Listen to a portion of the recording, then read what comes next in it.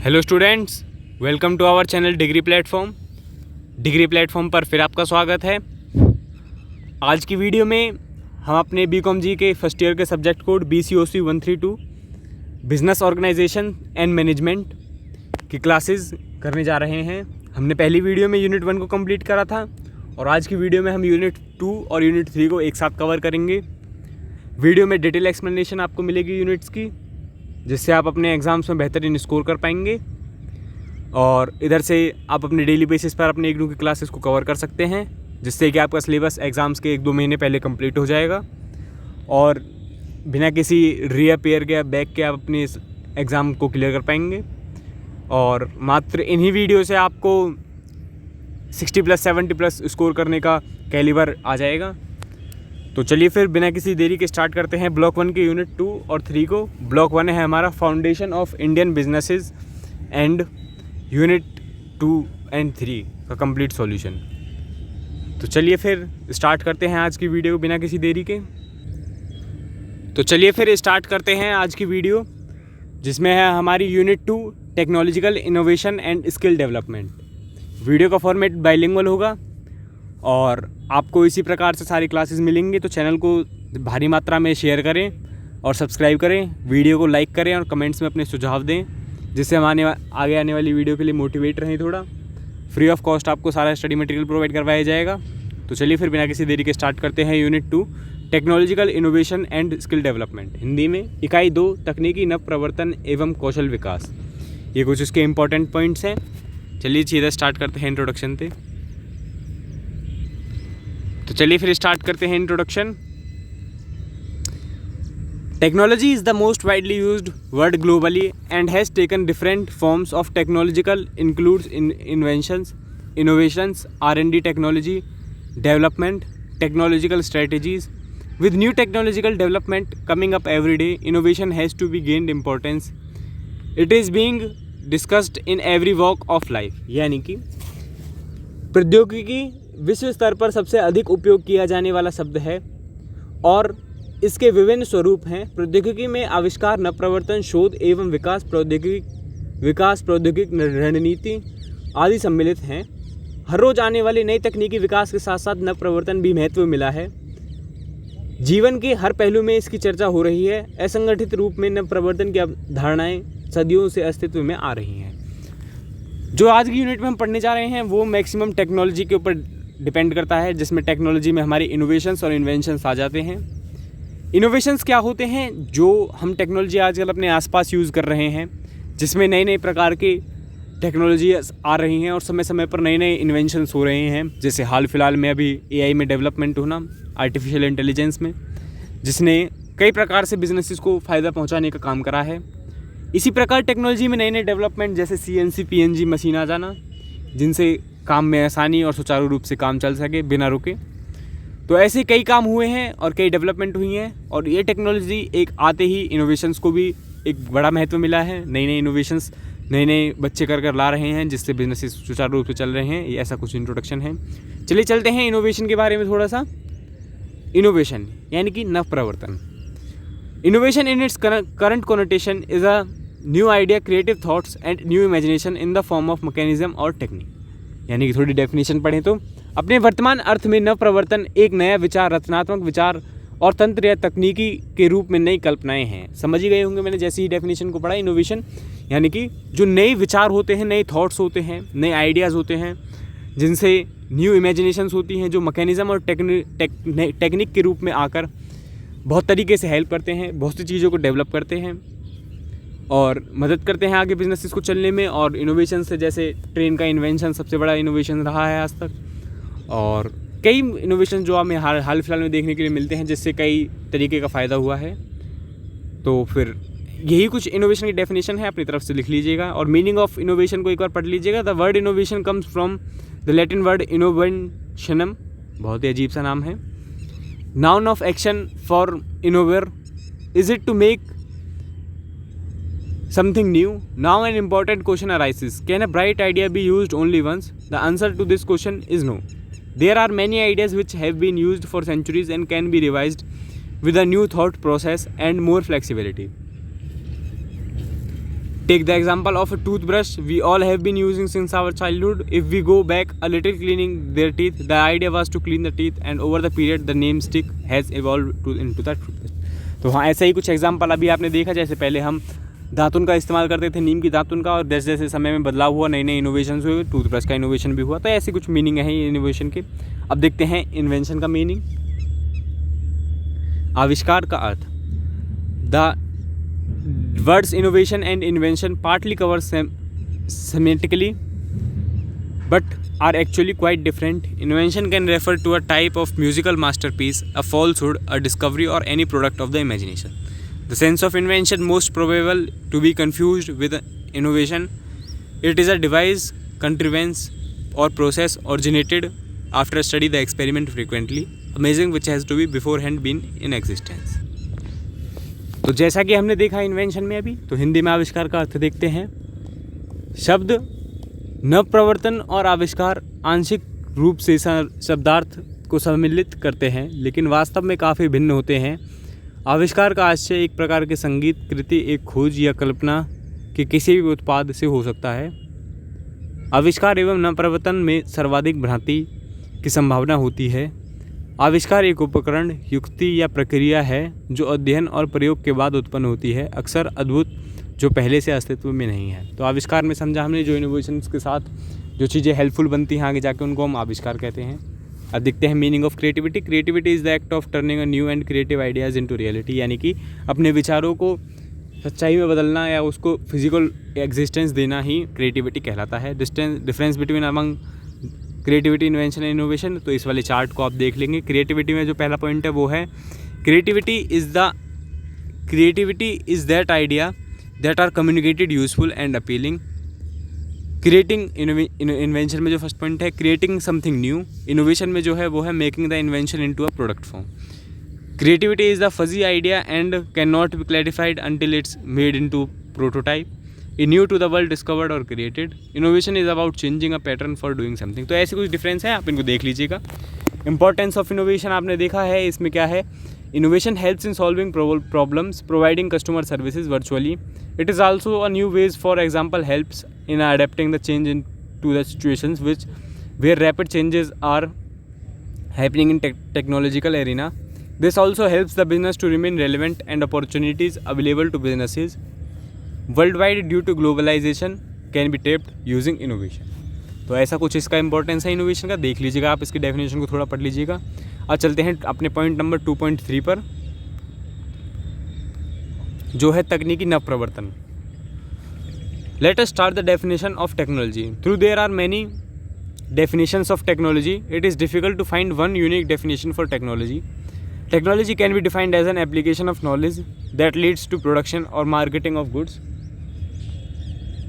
and services. According to Bates, technology develops business by providing technological knowledge. यानी कि आइए हम प्रौद्योगिकी की परिभाषा से शुरुआत करते हैं। हालांकि प्रौद्योगिकी कई परिभाषाएं हैं और प्रौद्योगिकी के लिए एक अनूठी परिभाषा खोजना मुश्किल है। प्रौद्योगिकी को ज्ञान के एक अनुप्रयोग के रूप में परिभाषित किया जा सकता है जो वस्तुओं और सेवा के उत्पादन और विपणन की ओर अग्रसर होता है। यानी कि किसी सामान के सेलिंग, बाइंग और उसके कमर्शलाइजेशन को ही टेक्नोलॉजी कहते हैं। और उसके इनोवेशन क्या क्या हैं। Technological innovation implies new technology creating new products and services, hence new business opportunities. यानी कि टेक्नोलॉजिकल इनोवेशन से जिससे हम न्यू प्रोडक्ट्स को डेवलप कर सकते हैं और सर्विसेज को, और न्यू बिजनेस अपॉर्चुनिटीज़ को भी बना सकते हैं। In this lie the basic importance of innovation which is fundamental to the economic development. यानी कि इकोनॉमिक डेवलपमेंट में भी ये हेल्पफुल होगा, ऐसा कुछ उनका कहना है। Initially the creation of business opportunities, managing technological means, using new technology to create competitive advantages. Technology is often thought to be a sole domain of the scientific and engineering section. यानी कि technological innovation यानी कि तकनीकी नए प्रवर्तन से आप समझ गए होंगे कि जैसे जैसे नए प्रोडक्ट्स और बिजनेस को डेवलप करना ही टेक्नोलॉजी के थ्रू टेक्नोलॉजिकल इनोवेशन कहलाता है। और कुछ इसके फ्यूचर्स हैं जो कि हमें गिवन हैं, इनको देख लेंगे एक बार जिससे आप आंसर बना पाएंगे। जनरेट और create a new idea which is based on technology capability और knowledge invention. Develop the idea into reality leading to building of a product realization. Implement the idea is called the implementation of the new idea. Process of innovation में थोड़ी important point है, उनको देख लेंगे। Idea generation and mobilization, advocacy and screening, experimentation, commercialization, diffusion and implementation. 5 point इसमें given है, तो पहले पॉइंट को देखते हैं। Idea generation and mobilisation, the very first step of the process of innovation stresses on the generating an idea, then floating it. A new idea can be created to improve an existing idea. A very popular example is that Apple Inc. waited for 3 years to introduce iPod after MP3 players were introduced. The idea was generated when MP3 players come into existence, but the organization waited for the launching of product. During this step, the customer, employees, public at a large, partner, supplier, innovation should be considered. तो जैसा कि idea generation और mobilisation में हमने पढ़ा, इसको हिंदी में विचारों की उत्पत्ति और प्रवाहीकरण कहते हैं। नव प्रवर्तन की प्रक्रिया का पहला चरण एक विचार उत्पन्न करने और फिर उसे लागू करने के पर जोर देता है। यानी कि सीधा सीधा इसमें मतलब ये है, जैसे एक पहले विचार को उत्पन्न करना, फिर उस विचार को इम्प्लीमेंट करना, या फिर उसके हिसाब से इम्प्लीमेंटेशन के बाद आगे कामों को करना। और जैसा कि मैं आपको समझाऊँ, पहले विचार हमारे मन में आया, फिर उसको इम्प्लीमेंट करना या फिर उसके कंपटीटर को आने के बाद इम्प्लीमेंट करना ही आइडिया जनरेशन एंड मोबिलाइजेशन कहलाता है। Advocacy and screening, the second step involve screening of ideas. The ideas with the maximum opportunities having a futuristic outlook is chosen. The screening is preceded by advocacy. The idea generators do not have skills to advocate their idea, so it is important for the managers working in the field to facilitate the idea which can then be considered for screening. यानी कि पक्ष समर्थन और पुनरीक्षण। दूसरे चरण में विचारों का परीक्षण शामिल है। अधिकतम अवसर और भविष्य के दृष्टिकोण वाले विचार को चुना जाता है। पुनरीक्षण पक्ष समर्थन से पहले का स्तर है। यदि विचार उत्पन्न करने वाले के पास अपने विचारों को पक्ष समर्थन हेतु कौशल नहीं है, तो यह महत्वपूर्ण है कि उस क्षेत्र में काम करने वाले प्रबंधक के इस विचार को सुविधाजनक बनाया जाए, जिसके बाद परीक्षण को लिए माना जा सकता है। समझ गए होंगे क्या डेफिनेशन है। फिर एक्सपेरिमेंटेशन यानी कि प्रयोग, उसका प्रयोग करना, उसको फिजिकल एक्सिस्टेंस देना, उसका कमर्शलाइजेशन करना, उसका विपणन करना, और डिफ्यूजन एंड इम्प्लीमेंटेशन, और उसको फाइनली प्रसार करना और उसका क्रियान्वयन बना देना। यही हमारे इनोवेशन के कुछ स्टेप होते हैं। टाइप्स ऑफ इनोवेशन क्या क्या होती हैं? Incremental innovation, disruptive innovation, architectural innovation and radical innovation. Incremental innovation क्या होती है? This is the most popular type of innovation which utilizes the existing technology, thereby increasing the value to the customer. Usually all types of organization at a point of one time engage in incremental innovation. For example, Facebook, the social network company, since its inception in 2004 has used incremental innovation in different forms. यानी कि हमारा जो नवप्रवर्तन के प्रकार होते हैं, जिसमें पहला प्रकार है वृद्धिशील नवप्रवर्तन, बाधाकारी नवप्रवर्तन, वास्तुकला नवप्रवर्तन और उग्र नवप्रवर्तन। वृद्धिशील नवप्रवर्तन ये सबसे लोकप्रिय प्रकार का नवप्रवर्तन है जो मौजूदा प्रौद्योगिकी का उपयोग करता है। यानी कि मौजूदा जो हमारी टेक्नोलॉजी एग्जिस्ट करती है उसका यूज़ कर नई इनोवेशन बनाना ही इंक्रीमेंटल इनोवेशन कहलाता है। डिसरप्टिव इनोवेशन यानी कि बाधाकारी। This type of innovation is also known as stealth secret innovation. This uses new technology processes to the organization current market. यानी कि जैसे ही हम कोई पुरानी जो टेक्नोलॉजी एग्जिस्ट करती है उसकी जगह नई टेक्नोलॉजी लाकर पुरानी टेक्नोलॉजी को ख़त्म करते हैं, तो वो हमारा डिसरप्टिव इनोवेशन कहलाता है। आर्किटेक्चरल इनोवेशन क्या कहता है? This type of innovation take the lesson skills और overall technology and applying the same in the different market. यानी कि किसी और मार्केट से लेकर आप उसको अपनी मार्केट में अपने आइडियाज़ को इम्प्लीमेंट करना ही आर्किटेक्चरल इनोवेशन कहलाता है। रेडिकल इनोवेशन क्या होता है? This kind of innovation usually gives at birth to a new ideas consuming the old ones thereby creating a revolutionary technology. The good example of the same is crowd funding as a mode of financing being used by entrepreneurs. तो ऐसा ही कुछ होगा, radical innovation कहलाता है ये। Make in India versus made in India, ये तो बहुत ही बेसिक सा है, आप देख लीजिएगा। इसके मेक इन इंडिया क्यों लाया गया? To solve the problem of employment, to improve the GDP growth. और मेक इन इंडिया प्रोग्राम्स की कुछ हाईलाइट हैं। FDI to invest in manufacturing sector, FDI to invest in the defence sector, licence और कुछ ऐसे ही है। मेड इन इंडिया यानी कि कुछ ऐसा ही है। और डिजिटल इंडिया भी आपको पता ही होगा क्या होता है, बेसिक से हैं, कुछ इंपॉर्टेंट ज़्यादा है नहीं। Skill development approaches and strategies को थोड़ा देख लेते हैं अभी। हाँ, तो स्किल डेवलपमेंट पर चलते हैं सीधे अपने पॉइंट पर। Ministry of skill development and approaches and strategies. Ministry of skill development and entrepreneurship, government of India looks after the skill India Kaushal Bharat programme. Skill India is an initiative which has been launched in the aims of empowering the youth. मतलब skill development करके उनको रोज़गार provide करवाना ही skill development कहलाता है. इसके कुछ initiative हैं, इसको देख लीजिएगा एक बार, ये थोड़ा इंपॉर्टेंट हो जाएगा. कुछ इस पॉइंट को देख लीजिएगा. नेशनल स्किल डेवलपमेंट कॉरपोरेशन, एक क्वेश्चन बन सकता है, यहाँ से देख लीजिएगा थोड़ा सा. और स्टार्टअप इंडिया एंड इनक्यूबेटर, थोड़ा इसको देख लीजिएगा. थोड़ी डेफिनेशन अपनी तरफ से पढ़ लीजिएगा. जो मेन हेडिंग थी वो मैंने कवर करवा दी है इस यूनिट में. चलिए चलते हैं अब सीधे यूनिट 3 की तरफ. चलिए स्टार्ट करते हैं यूनिट 3 को. सोशल रिस्पॉन्सिबिलिटीज़ एंड एथिक्स, सामाजिक उत्तरदायित्व एवं नैतिकता. थोड़ा पढ़ा सा याद आ रहा होगा आपको, थोड़ा बता देता हूँ मैं इसके बारे में. इंट्रोडक्शन में क्या है, कॉर्पोरेट सोशल रिस्पॉन्सिबिलिटी यानी कि हिंदी में जिसको बोलते हैं निगमीय सामाजिक उत्तरदायित्व. CSR is closely related to business ethics. Often scholars tend to believe that these two concepts are distinct from each other. In this unit you will study these two related concepts. तो ऐसा ही कुछ पढ़ेंगे. तो पहले पढ़ते हैं social responsibilities of business यानी कि व्यवसायिक के सामाजिक उत्तरदायित्व. CSR is a self regulating business replica that assist a corporation to be collectively responsible to itself, its partners and community by rehearsing corporate social duty, additionally called the corporate citizenship organization, or can be perceptive of the short effect that they having on all the parts of society including the physically part, social and biological. यानी कि CSR एक स्वनियमित व्यावसायिक प्रतिरूप है जो निगम या संगठन को स्वयं अपने प्रति अपने साझेदारों तथा समुदायों के प्रति संयुक्त रूप से उत्तरदायी बनाने में सहायता करता है.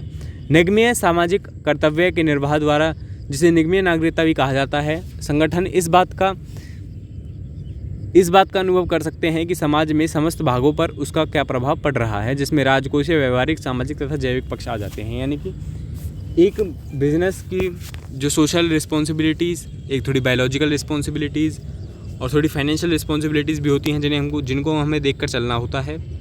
और to fit in place in CSR implies that typical course of managing an organization is working in manners that improve society and the environment rather than the contributing indifferently to it. Once we understand the perception, we can apply it to business ethics. यानी कि थोड़े जो अपने responsibilities होती हैं, social responsibility business की, जैसे वो फिजिकली भी हो सकती हैं यानी कि फाइनेंशियली भी हो सकती हैं, या फिर वो थोड़ी एक सोशल भी हो सकती हैं, वो बायोलॉजिकल, ऐसा ही कुछ होता है इनमें. और देखते हैं आगे. The ISO strategic advisory group SAG of an social responsibility perceives that no single legitimate meaning of its expression corporate authoritative social responsibility. तो मैंने जैसी इसकी डेफिनेशन बताई है, आपको एक बार हिंदी और इंग्लिश में देख लेना है. इसकी PDF यूनिट की हम अपने टेलीग्राम चैनल पर डाल देंगे, हिंदी और इंग्लिश फॉर्म में डाल देंगे दोनों की. आप वहाँ से देख लीजिएगा. डेफिनेशन ऑफ CSR को देख लीजिएगा, थोड़ा इंपॉर्टेंट बन जाता है. CSR is about to capacity building for sustainable livelihoods. It respects cultural differences and finds the business opportunities in buildings, the skill of employees, the community and the government. Ghana. CSR is about business giving back to society. Philippines की थोड़ी definition है, एक अलग अलग तरह की definition दी हुई हैं. और the definition given by Marlon Baker. Organization need to be answerable to two part of their task. The nature of administration both as far as individual and procedures and the nature and amount their effect on society in the different zones. ऐसा कुछ है.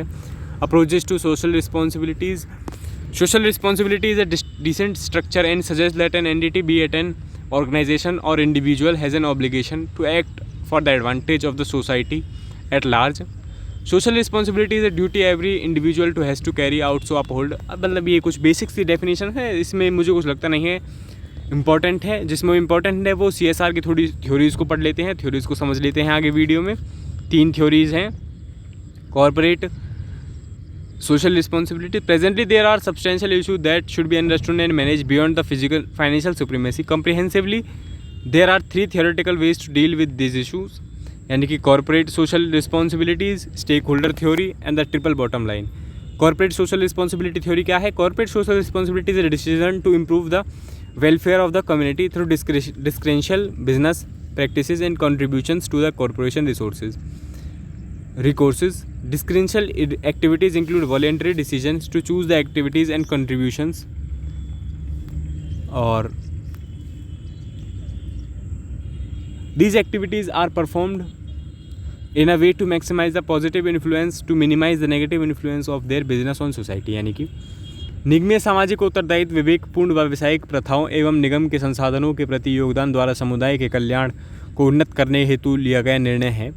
विवेकपूर्ण क्रियाओं में ऐसी क्रियाएं एवं योगदान को अपने तरीके से चुनने के स्वैच्छिक निर्णय सम्मिलित होते हैं, जिससे उनके व्यवसाय या समाज पर पड़ने वाले सकारात्मक प्रभाव को अधिकतम तथा नकारात्मक प्रभाव को न्यूनतम किया जा सकता है। तो ऐसी कुछ डेफिनेशंस हैं, इनकी देख लीजिएगा। स्टेक होल्डर थ्योरी भी देख लीजिएगा, थोड़ी सी हिंदी में इसके ट्रिपल बॉटम लाइन को भी देख लीजिएगा। CSR एजेंडा, ये मुझे ज़्यादा कुछ इंपॉर्टेंट लगता नहीं है, इस यूनिट से कुछ बनेगा, जो बनेगा तो वो मैंने आपको इसके स्टार्टिंग से ही बन सकता है और कुछ बन सकता है। तो इस एथिक्स में जो डेफिनेशन डिफरेंस दिए हुए हैं ये हो सकते हैं। एज ए टीचर मैं आपको बस अच्छा ही गाइड करूँगा, मेरे ये मतलब नहीं है कि मैं इनको सबको छुड़वा रहा हूँ, आपको खुद से इसको कंप्लीट करना है। यही कुछ इसके थ्योरीज के डिफरेंस को पढ़ लीजिएगा। हाँ बस बिजनेस एथिक्स को देख लीजिएगा, बिजनेस एथिक्स थोड़ा इंपॉर्टेंट हो सकता है, इसको देख लीजिएगा एक बार डेफिनेशन को अपनी तरफ से। बेसिक अगर क्वेश्चन बनेगा तो इसमें से बन सकता है, वैसे 99% चांस है इसमें से क्वेश्चन ना ही बनेगा तो एक डेफिनेशन आपकी यूनिट 2 में से आ सकती है। ब्लॉक 1 में इंपॉर्टेंट यूनिट्स है मैं उसको करवा दूंगा।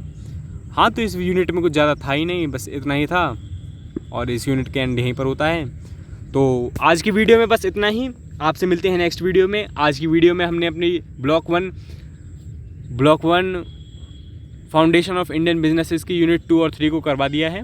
यूनिट 2 से इंपॉर्टेंट क्वेश्चन बन सकते थे तो मैंने उसको सारा कवर करवाया। यूनिट 3 से जहाँ से इंपॉर्टेंट बन सकते थे वो मैंने आपको थोड़ा सा बता दिया है और थोड़ा सा एक्सप्लेन कर दिया है, तो वहाँ से आप देख लीजिएगा। ज़्यादा कुछ बनेगा नहीं, इंपॉर्टेंट जब क्वेश्चन मैं लेकर आऊँगा तो यूनिट 3 से एक क्वेश्चन 2 क्वेश्चन इंपॉर्टेंट उठा लूँगा और उसमें आप कवर अप कर लीजिएगा अपनी चीज़ों को आसानी से।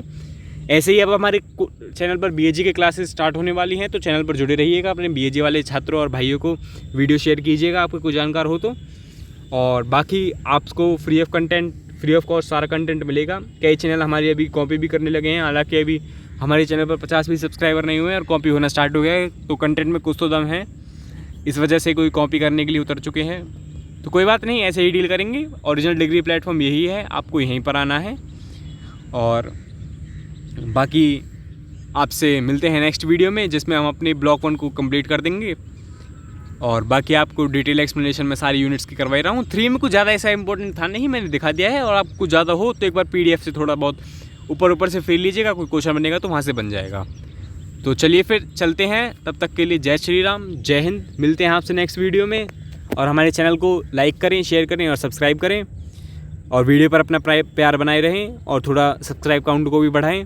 मिलते हैं आपसे अगली वीडियो में। और कॉपीड चैनल से बचें, हमारा एकमात्र यही चैनल है। ओरिजिनल चैनल की पहचान हमारे डिग्री प्लेटफॉर्म का लोगो है, जो चैनल लोगो लगा हुआ है वही है। तो मिलते हैं आपसे नेक्स्ट वीडियो में, तब तक के लिए जय श्री राम और जय हिंद।